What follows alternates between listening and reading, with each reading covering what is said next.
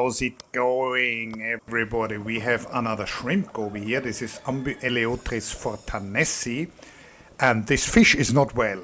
It has a health issue, and if you look on the sides of this fish, there are two copepod parasites.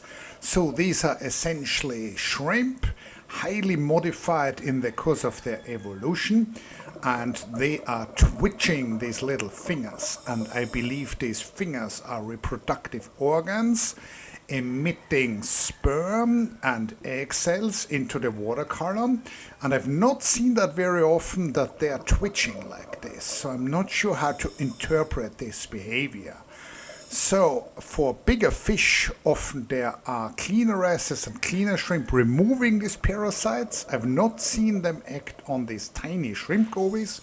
So it seems that this fish will have to deal with this health issue for quite some while. In the background you can also see the shrimp, which the fish is associated in a mutualistic symbiosis. So we have both this mutualistic symbiosis as well as parasitism in one shot. Fascinating stuff. Let's look at another shrimp goby.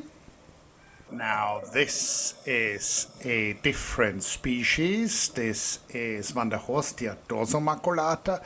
You might have guessed that the fish which I showed you in the first clip of this video was not actually the Philippine barking goby, but it was Vanderhostia dorsomaculata. You can see the associated symbiontic alphate shrimp digging the burrow.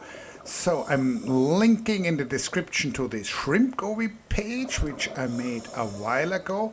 Now this fish here acts as a watchman while the shrimp digs out a burrow, and they share the burrow to hide. I believe what's happening here is that the fish is pumping oxygenated fresh water over its gills, and hence this funny mouth movement, and I just took the opportunity and edited some dog barks into that. I'm sure you've realized that by now. So, always good to have a little bit of humor in science communication.